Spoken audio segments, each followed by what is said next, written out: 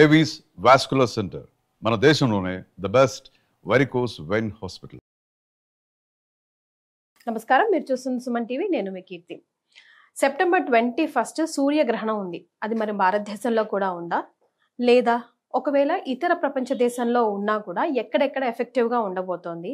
హిందూ వాళ్ళు ప్రపంచ దేశవ్యాప్తంగా ఉన్నారు కాబట్టి వాళ్ళు ఎలాంటి పరిహారాలు పాటించాలి, ముఖ్యంగా మన భారతదేశీయులు ఎలాంటి పరిహారాలు పాటించాలి, సూర్యగ్రహణం ఏ రాసుల వారికి ఎఫెక్ట్ పడబోతుంది, ఇలాంటి విషయాలు మనకి తెలియజేయడానికి 2009 నుంచి 30,000కు పైగా జాతకాల పరిశీలన చేసి, అలాగే 2013 నుంచి పితృదోషాల నివారార్థం కార్యక్రమాలు చేపడుతున్న ప్రముఖ ఆస్ట్రాలజర్ బ్రహ్మశ్రీ నందిబట్ల శ్రీహరి శర్మ గురుగారు ఉన్నారు.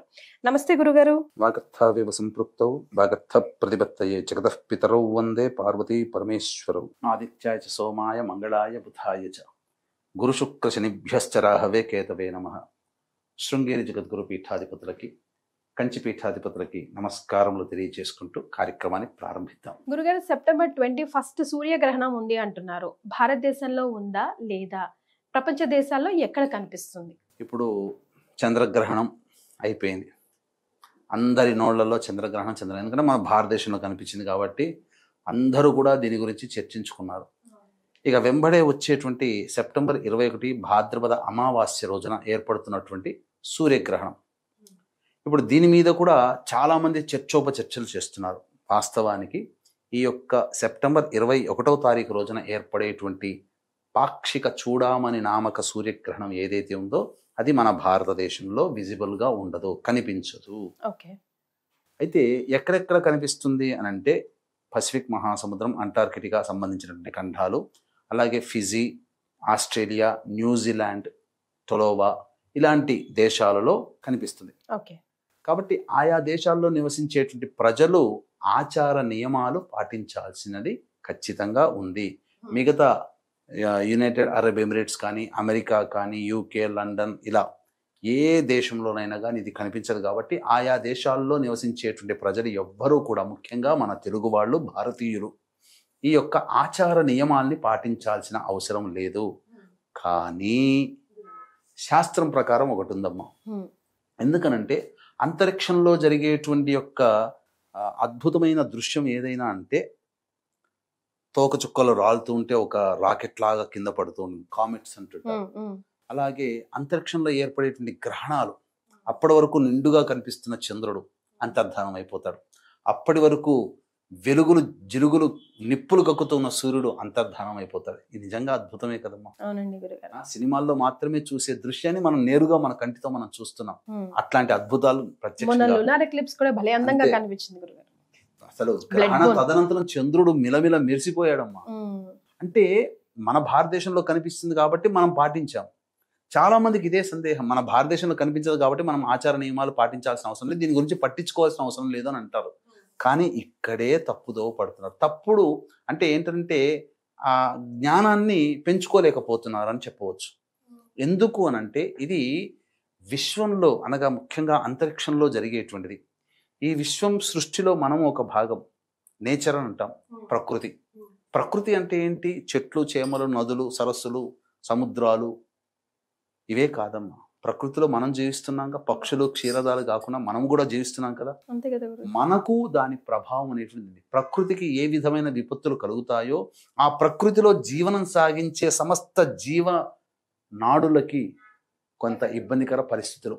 అంటే గ్రహణాల వల్ల సమస్యలు వస్తాయని కాదు. ఇక్కడ గమనించాల్సింది ఏమిటంటే సమస్యలు వస్తున్నాయని గ్రహణాలు తెలియజేస్తాయి. అదే అర్థం చేసుకోవాల్సింది, వీక్షించే ప్రేక్షకులు గమనించాల్సింది ఏంటంటే గ్రహణాలు రావడం వల్ల సమస్యలు రావమ్మా. సమస్యలు వస్తున్నాయని హెచ్చరించడానికి గ్రహణాలు ఒక కారణం అవుతున్నాయి.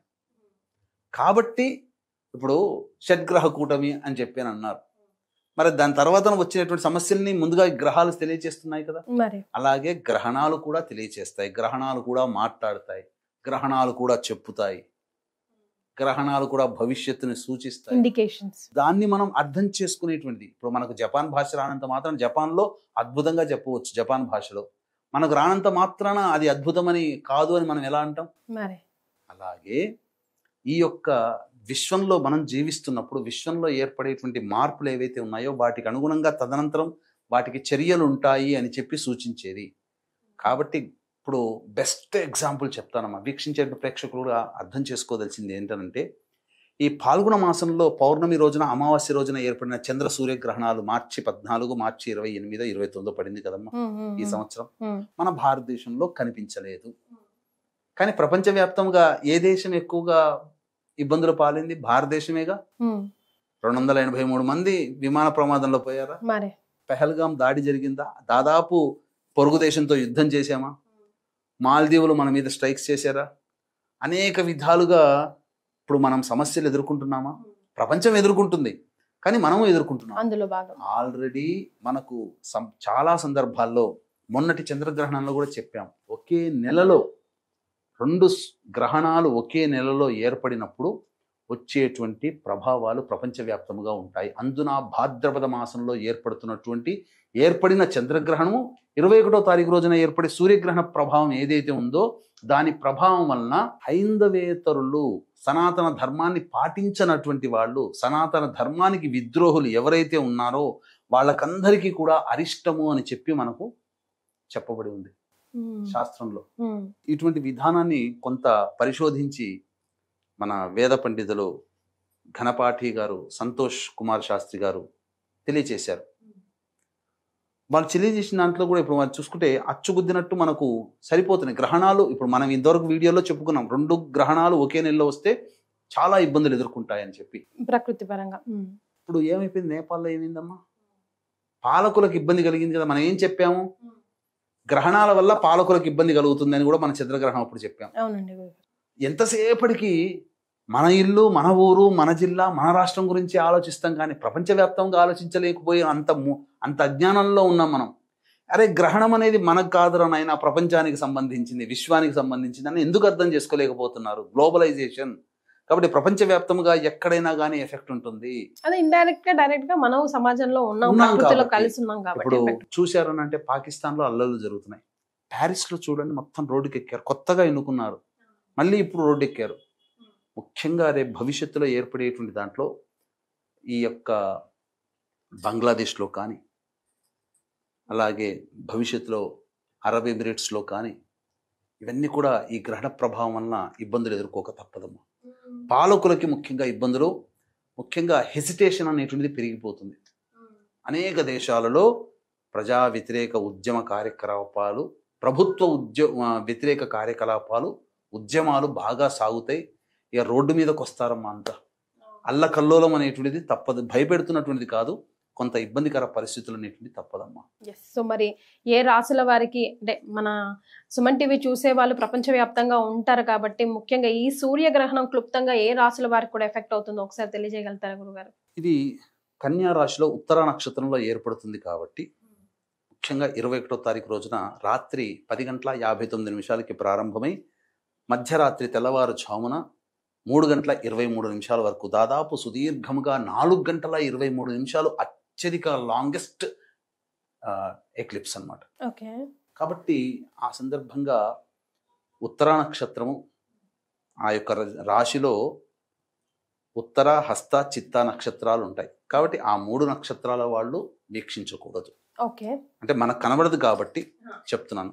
కనబడేటువంటి న్యూజిలాండ్, ఆస్ట్రేలియా, ఫిజీ, అంటార్కిటికా ఈ సంబంధించినటువంటి ఖండాల్లో జీవించే భారతీయులు ప్రజలు కూడా. ఇక తర్వాత ఎవరికి బాగుంటుంది? మొన్నటి చంద్రగ్రహణానికి సంబంధించి చూసుకుంటే కర్కాటక రాశి వారికి సంబంధించినటువంటి కొన్ని రాశుల వాళ్ళకి బాగోలేదు, కానీ ఈసారి కర్కాటక రాశి వారికి బాగుంటుంది గ్రహణ ప్రభావం తదనంతరం. అలాగే మిథున రాశి వాళ్ళకి సాధారణంగా ఉందన్నాం. అంటే ఎవరికి బాగుండదు అంటే కుంభరాశి వారికి ఈ సూర్యగ్రహణం ప్రభావం, వృశ్చిక రాశి వారికి, కర్కాటక రాశి వారికి చాలా బాగుంటుంది. అందులో ఏం సందేహం లేదు. కలిసి వస్తుంది గ్రహణం వీళ్ళకి. ఎవరికి కలిసి వస్తుంది అనేటువంటి విషయం చూసుకుంటే వృశ్చిక రాశి వారికి అమ్మ, కర్కాటక రాశి వారికి, అలాగే మేష రాశి వారికి, తర్వాత ధనుస్సు రాశి వారికి బాగా కలిసి వస్తుంది. సింపుల్ గా మేష, కర్కాటక, వృశ్చిక, ధనుస్సు రాశి వారికి బాగుంటుంది. మిగతా అన్ని రాశుల వారికి ఇబ్బందికరమే.